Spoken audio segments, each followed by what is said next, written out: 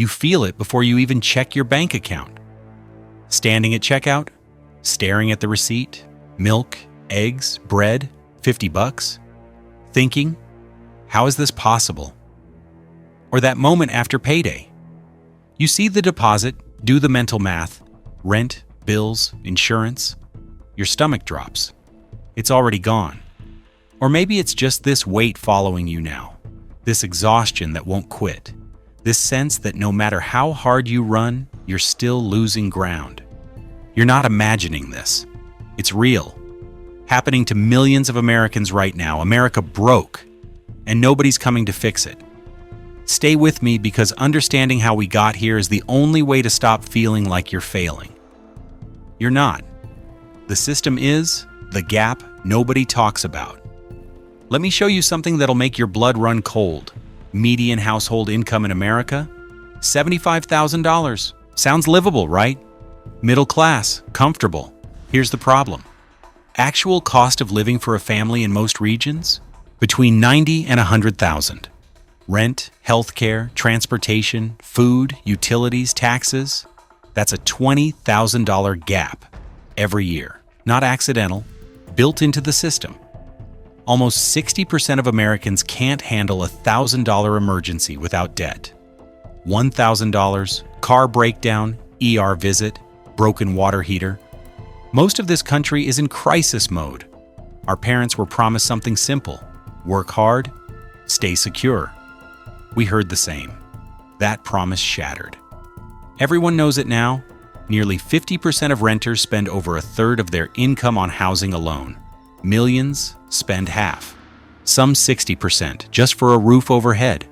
Medical debt affects 100 million Americans. Credit balances climb despite interest rates designed to bury you.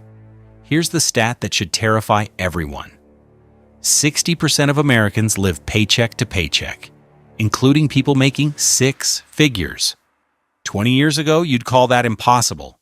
Today, it's normal. The math doesn't work, and we're all pretending it does. The work trap, running to stay still. Here's something you already know, but might have never said out loud. Work is broken, not obviously broken. Broken in a quiet, suffocating way that makes you feel crazy. Because on the surface, everything looks fine. You have a job, you're paid. You show up, you do the work, but nothing moves forward. Since 2020, prices jumped over 25%. Wages, real wages after inflation, barely budged. Rent climbed over 30% nationwide. In some cities, doubled. House prices shot up over 40%. Grocery bills cost hundreds more monthly. Maybe you're making slightly more now, but you're spending way more. End of month, you have less than before. Housing takes the biggest bite. Average rent crossed $1,400 monthly. Most cities, $2,000, $3,000, sometimes $4,000. Health insurance for one person through work costs about $8,500 yearly, including your share. Family, over $24,000 annually. Add taxes, utilities, internet, phone, car payment, gas, groceries, debt. Paychecks gone. You haven't done anything fun, haven't saved, haven't built anything. You just survived another month. This is why work doesn't feel productive. You're putting in hours, often way over 40. Over 40% of workers juggle side income or second jobs just to survive. But it's not building wealth, not moving you toward anything better. It's maintenance, treading water. You work to pay rent, keep lights on, buy food, stay insured. That's it. When effort stops creating progress, something inside starts dying. Wake up exhausted, commute or log in, work through fatigue. Come home empty, sleep, repeat. Every day identical. Weeks blend, months blur, years vanish. The trap worsens because leaving feels impossible. Quitting means losing health insurance, income, risking everything when you're barely hanging on. Most can't afford that risk, not when they can't handle a $1,000 emergency, not when 60% are one bad month from disaster. So, you stay. In the job you hate, the routine, crushing you. Because leaving feels more dangerous. Healthcare chained to your job. Rent payment chained to your job. Basic survival chained to your job. But that job offers no real stability. Companies lay people off without warning. Job security's a joke. Even good salaries can't protect you from rising costs. You're trapped in a system demanding everything, giving back just enough to keep you from total collapse. This creates exhausted people who can't invest in community, overworked people with zero patience, burned out people who've stopped imagining futures. People just focused on getting through this week, this day, this hour. That's why life feels smaller now, even though you're busier than ever. Schedule packed, you're running fast, running in place. This is reality for tens of millions, not the homeless, not the ultra-rich, the middle, the ones supposed to be fine. They're not fine. They're stuck, exhausted. But here's where it gets darker. Financial pressure didn't just trap people in bad jobs. It did something else, something tearing apart how we live together. When trust died, money problems did something people don't discuss. Something potentially worse than the financial strain itself. It killed trust. Not political trust. Basic human trust. Where you assume the stranger next to you is probably decent. Where you expect fairness. Give benefit of the doubt. That's dying fast. Less than 30% of Americans trust other people now, down from almost half one generation ago. You feel it daily. People are shorter with each other, less patient, more defensive, quicker to assume the worst. Every interaction feels colder, harder. Everyone's armored up. This connects directly to that work trap. When you're spending over a third of income on rent, when your deductible is $5,000 or $10,000, when groceries keep climbing, every interaction starts feeling costly. Time feels scarce, energy limited. So you conserve both, pull back, withdraw. That withdrawal becomes normal, how we live now. Face-to-face interaction got replaced by screens, automation, systems designed to minimize human contact. Americans spend over 7 hours daily on devices. Meanwhile, participation in community groups, organizations, churches, clubs, casual hangouts, dropping sharply. We traded community for convenience, didn't realize what we lost until it was gone. But understand this isn't people becoming bad, not moral decay. This is survival behavior. When life gets harder, stress constant, expectations crushed repeatedly, people adapt. Stop assuming good intentions. Stop giving second chances. Protect themselves. It's not wrong. It's human. The problem? When everyone's in survival mode simultaneously, society stops functioning properly. We stop caring for each other. Stop building together. Stop believing we're part of something bigger. Work accelerated this breakdown. Americans work longer hours than almost any developed country, but we're less satisfied, more burned out. 65% feel completely disengaged from jobs. That disengagement doesn't stay at the office, follows you home, affects how you treat family, friends, random people at stores. When you spend most waking hours doing something you don't care about just to afford basics, you don't have much left for others. This is why daily life feels harsh now. That old assumption, most people are neutral or friendly, got replaced with suspicion, caution, rock-bottom expectations. When society trains people to brace for impact daily, they stop acting like teammates, start acting like isolated individuals managing personal risk. Once that becomes normal, something deeper fractures. The sense that reality itself is stable, that the world makes sense, that things will be okay. That fracture makes everything feel unreal. The phone trap. When reality moved to your pocket, as the physical world became hostile, exhausting, expensive, people retreated somewhere else. Somewhere always available, always ready, always demanding. The phone. This wasn't habit shift, Life itself relocated from physical world into digital.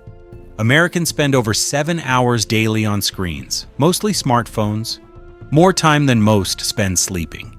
It's not leisure, not relaxation, it's exposure. Every hour on that screen, you're bombarded. News cycles, political conflict, financial anxiety, social comparison, disasters, outrage, fear, compressed into an endless feed that never stops. Your nervous system never rests. Stress that used to come in waves now arrives continuously. You're plugged into the world's anxiety all day, every day. The phone became both escape and prison. Promises connection but fragments attention.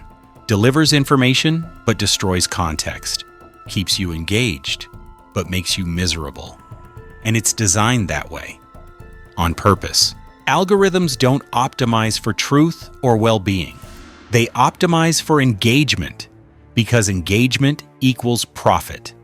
Digital advertising in the US hits $250 billion annually, runs on your attention. Fear gets attention. Outrage gets attention. Urgency gets attention. That's what you're fed, constantly. The result? Fractured reality. Americans don't experience one shared truth anymore. Dozens, hundreds, simultaneously. Global crises, financial warnings, cultural battles, celebrity drama, political fights, personal insecurities, all colliding on the same 4-inch screen. Your brain literally cannot distinguish important from noise. Time perception breaks, presence collapses. Life starts feeling unreal. Not because it's fake, because it's overloaded. Your mind wasn't built for this input. Nobody's was. This digital shift changed identity itself. Validation moved online. Conflict escalated faster. No real consequences. Silence became uncomfortable. Reflection disappeared. When attention's constantly pulled outward, you lose inner stability. Scroll instead of think. React instead of respond. Perform instead of exist. The phone creates connection illusion while actually isolating you. You're talking to people, seeing people, hearing from people, but you're alone. Physically alone. That loneliness doesn't register consciously because your brain thinks you're socializing, but you're not. Deep down, you feel it. The phone didn't create America's problems, but it concentrated them. Took every stress source, every anxiety, every fear, and pumped it into your pocket, your bedroom, your brain. Once reality lives inside a device that never turns off, the line between living and consuming disappears. You're not experiencing life, you're watching it through a screen, curated by algorithms that don't care about your well-being, that profit from your distress. The trauma nobody talks about. Here's something America refuses admitting. We're traumatized, not dramatic. Honest, this country went through something massive that shook us core deep. Instead of stopping to process, instead of taking time to heal, we were told, keep going. Get back to work. Return to normal. But normal didn't exist anymore. What happened after 2010 and 20 wasn't recovery. It was forced survival. We weren't healing. Adapting under pressure. Massive difference between those. For years, Americans lived under stacked stress, isolation, uncertainty, confusion about who to trust, what's true, economic fear, social tension piling up, layer after layer. Our bodies never got breaks. Nervous systems never calmed. Stress became baseline, default setting. Right now, over 75% of American adults report ongoing stress-related health problems. Anxiety disorders jumped over 25% since 2020. These aren't small numbers. National crisis hiding in plain sight. But here's what makes it worse. We don't talk about it. America lacks language for collective trauma. We treat pain as personal. If you're struggling, it's your fault. Your weakness, your failure. So people suffer alone, feel broken, like everyone else is fine, and they're the only one falling apart. Truth? Almost everyone's struggling. We're just not allowed saying it. Numbers prove it. Antidepressant use hits $18 billion yearly industry. Mental health ER visits skyrocketed. But access to care? Collapsed. Most states have fewer than 30 mental health professionals per 100,000 people. Millions need help and can't get it. So they keep going, pushing, pretending they're okay. Do that long enough, something inside shuts down. People aren't describing sadness anymore. Numbness, emptiness, exhaustion sleep doesn't fix. Emotional flatness. That's unprocessed trauma. When your brain's under constant pressure with no relief, it stops letting you feel intensely. Survival mechanism.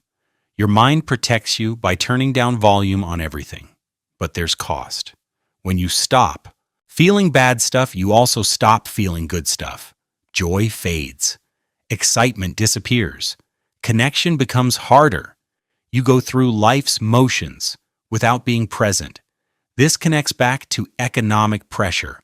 When money's always tight, rent keeps rising. Healthcare costs terrify you. Your brain stays locked in survival mode. Cortisol stays elevated. Your body thinks you're in constant danger. When your body thinks you're endangered, long-term planning shuts down. Hope feels risky. Dreams feel stupid. You focus on today, getting through this week, this month. You stop thinking about next year because it feels impossible predicting. This is why even people doing okay financially feel empty inside. The system didn't just take their money, it took their sense of possibility. Household savings rates dropped from pandemic highs to near historic lows. Medical debt crossed $220 billion, affects 1 in 3 American adults. These aren't fringe problems, signs the entire country's under incredible strain. That strain shows in how we treat each other, how patient we are, how kind, how much energy we have left for anything beyond basic survival. The trauma America carries isn't just in our heads, it's in bank accounts, medical records, sleep patterns, relationships, our ability to focus, our capacity caring about anything beyond making it through another day. Because we refuse acknowledging it, demanding everyone push through, the damage keeps spreading. Doesn't go away, just migrates into behavior, into interactions, into that cold, uncomfortable feeling that something deep inside this nation never fully healed. The care system collapse, work trap, and unprocessed trauma didn't just hurt individuals, they shattered systems supposed to support us when things got hard. When people get pushed past limits, first systems cracking are ones built on human compassion and energy. Healthcare, education, social services, all collapsing. Turnover rates in healthcare jobs exceed 20% yearly in many regions. 1 in 4 nurses left bedside care since 2020. Hundreds of thousands of teaching positions sit empty nationwide. Social workers, EMTs, paramedics, caregivers, all leaving. This isn't staffing shortage, mass exodus. Reason simple, the job became impossible. Healthcare spending passed $4.5 trillion yearly. We spend more than any country on earth. But access worsened, quality worsened, satisfaction worsened. Average deductibles exceed $2,000 per person. Family plans through employers cost over $24,000 yearly. That's just insurance. Doesn't include what you actually pay needing care.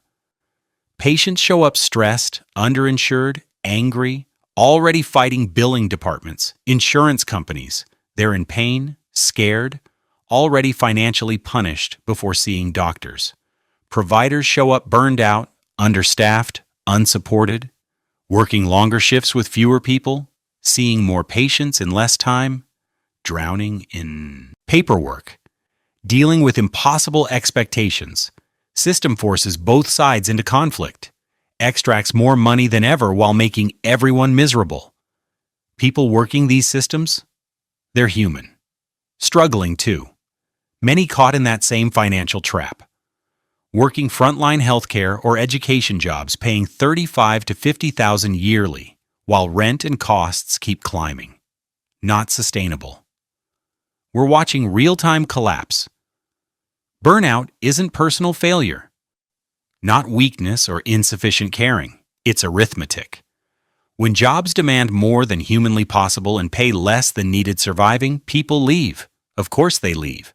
As they exit, quality drops, wait times lengthen, class sizes grow, emergency rooms back up, system responds, pushing remaining workers harder, making more leave, making problems worse, death spiral. While this happens, corporations keep consolidating. Hospitals merge, school districts slash budgets, profit prioritized over people, efficiency over humanity. Result is care system that literally cannot care, because care requires time, energy, basic humanity. Systems systematically gutted all three. This breakdown feeds public behavior. When institutions feel hostile, getting help feels like fighting. Waiting for care means hours or weeks suffering. People stop trusting those institutions. Stop expecting help. Brace for conflict instead. Disengage emotionally, protecting themselves. Coldness you feel in daily life isn't just social. It's institutional. Systems supposed catching us when we fall are either gone or broken beyond function. This matters more than people realize. Care systems act as society's shock absorbers. When someone gets sick, loses jobs, faces crisis, those systems should help stabilize, prevent total collapse. When shock absorbers are gone, stress doesn't dissipate. It concentrates, builds, spreads. The awakening, seeing through it all once. Reality moved into phones and stress became constant background hum. Something unexpected started. People began waking up, not dramatically, not with big collective revelation, quietly, slowly, one person at a time. They started noticing things, contradictions, patterns, promises that used to sound true but now rang hollow. What many Americans experience now isn't confusion, it's clarity. And clarity without real options is its own torture. People started seeing the system doesn't actually work how they were taught. Work demands absolute loyalty but offers zero job security. Media promises information but mostly delivers fear and division. Politics frames every issue like world's ending but produces almost nothing helping people's daily lives. Money multiplies in stock markets while your ability buying basic groceries worsens yearly. Contradictions aren't subtle. They're obvious. Daily. Impossible ignoring once you start seeing them. This awareness didn't arrive as hope. It arrived as exhaustion. Trust in institutions collapsed to historic lows. Fewer than 20% trust federal government. Confidence in media, corporations, banks, schools, all dropped. This isn't political ideology, not left versus right. It's experiential. When outcomes consistently contradict promises you were given, belief dies. Economic pressure made it impossible ignoring. Federal debt crossed $35 trillion. Household debt passed $18 trillion. Interest payments alone eat hundreds of billions yearly. Meanwhile, wages don't keep up. People realize the system doesn't fix itself, doesn't reset, just shifts burden downward, onto you, your kids, next generation. That realization changes everything. Long-term planning feels stupid when rules keep changing underneath you. Saving feels pointless when emergencies routinely cost more than you could possibly save. But here's the cruelest part. Awareness didn't create freedom. You still need your job for healthcare, still need credit surviving rising costs, still need participating, just avoiding falling, through cracks entirely. Opting out isn't possible when rent, insurance, basic bills demand constant money. System reveals itself, but escape is blocked. This is why so many describe feeling awake, but completely stuck.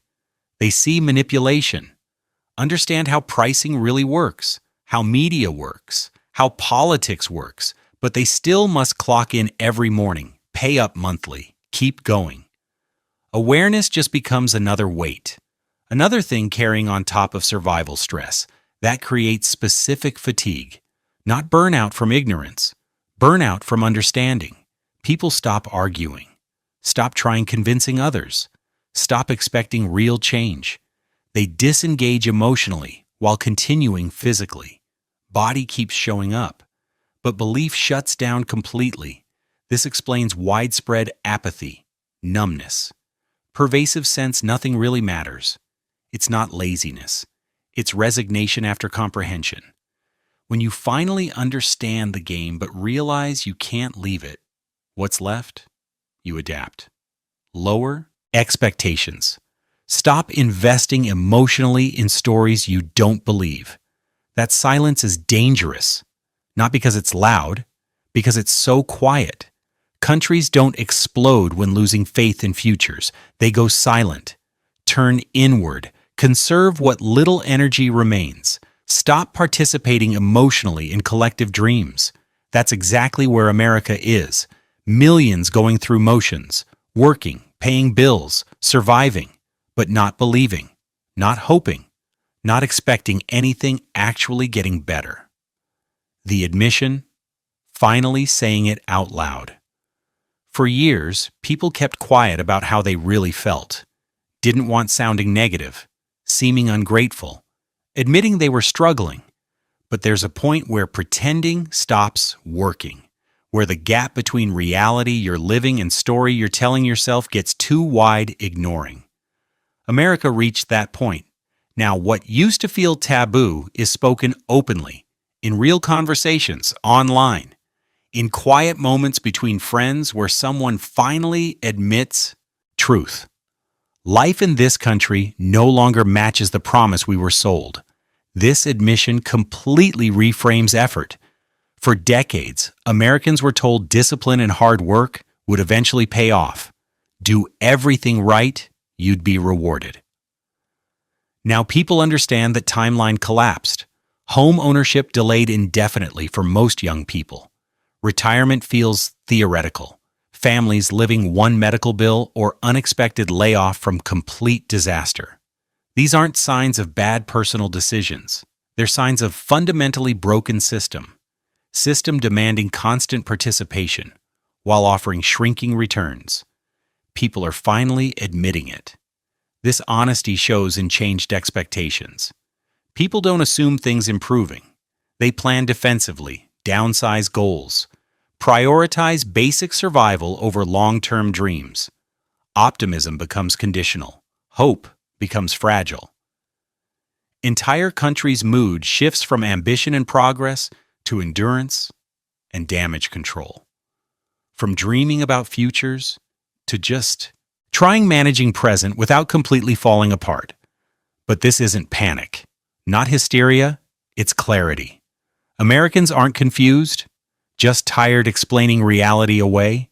When groceries go up again, rent resets higher, insurance premiums jump another 10 or 15%. Response isn't shock, it's confirmation. Patterns crystal clear. That understanding explains emotional flatness people describe. When expectations get crushed repeatedly, disappointment dulls. Anger burns out. What's left is calm acknowledgement. System doesn't bend toward helping people, shifts pressure downward. People adapt, accepting less and less. This is the quiet part finally being said. American dream didn't just pause or stall temporarily, it inverted. Stability now requires constant motion. Security demands endless effort. Even then, absolutely nothing's guaranteed. That truth moved from margins into everyday conversation because lived experience made denial impossible. This is actually the most dangerous moment, not because people are angry, because they're realistic. The silence. What happens? When a nation stops believing, societies that stop believing in their own futures don't collapse in dramatic flames, don't explode into chaos or revolution. They just go quiet. That's happening in America right now. Mass disengagement, collective withdrawal. People still working, still paying bills, still showing up where supposed to, but they're not invested, not emotionally, not spiritually. They've lowered expectations so many times, there's almost nothing left lowering. This isn't giving up loudly, it's giving up silently, the kind almost invisible until you really start looking. You see it in how people talk about futures. With caution, doubt, a shrug saying, "We'll see what happens." You see it in how they spend money, or don't. Saving feels pointless, so people just live for today. Small comforts. Whatever makes this particular day slightly less heavy. You see it in how they relate to work, doing bare minimum. Protecting energy. Not going above and beyond, because why would you, doesn't lead anywhere. You see it in how they treat institutions, with deep cynicism. Baseline assumption, everything's rigged. Nobody in power actually cares about regular people. You see it in political participation. People vote or don't. Either way, don't expect real change. They've stopped believing elections matter materially to actual lives. This is resignation at massive scale. Not rage, not protest, just quiet agreement. This is how things are. And maybe how things will stay. Danger isn't people are angry. Anger can fuel change. Anger has energy. Real danger is people are tired, bone tired. Exhausted people don't fight. They endure. They adapt best they can. Survive. Keep heads down, hoping they don't get crushed. This is the final fracture stage, where country doesn't break apart violently, just quietly stops trying. Stops believing in shared progress, stops investing in collective futures, stops trusting effort will ever be properly rewarded. Once that belief's completely gone, what's actually left? Nation full of people just going through motions, working jobs they don't care about, living in places they can't really afford. Watching dreams get smaller and smaller year after year. Not because they're lazy, not entitled or ungrateful, because the system genuinely stopped working for them, and they know it, and there's nothing they can actually do except keep going. Final thoughts. So here we are, America in 2026, a country split into before and after, still carrying unprocessed trauma, where trust collapsed, work became a trap, care systems failed, reality migrated into phones. People finally woke up to how the game actually works. And millions are admitting what they've been feeling for years. This isn't the story we were told we'd be living, but it's the one we're in. The hardest part? It's not even the struggle itself, it's the loneliness. That feeling, you're the only one drowning while everyone else somehow seems fine. But you're not alone. Millions feel exactly what you're feeling right now. They're just quiet about it, like you've been. The system didn't break because people failed. People are working harder than any generation before, sacrificing more, trying harder. The system broke because it was designed extracting value, not sustaining people, generating profit, not protecting communities, concentrating wealth at the very top while everyone else just treads water. Now we're all living in the aftermath, in a country looking functional on paper but feeling completely hollow in practice. The question isn't whether this is real. It obviously is. The real question is what happens next. Does America just stay silent, keep enduring without real hope?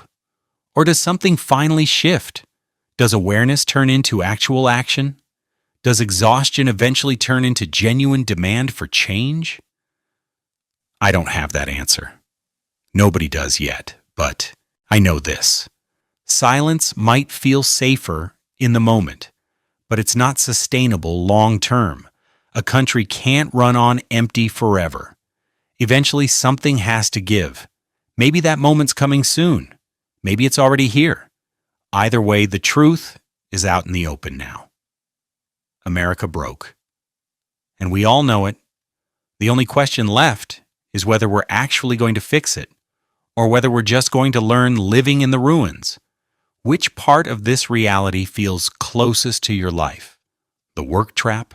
The financial gap? The exhaustion? Drop a comment. You're not alone in this.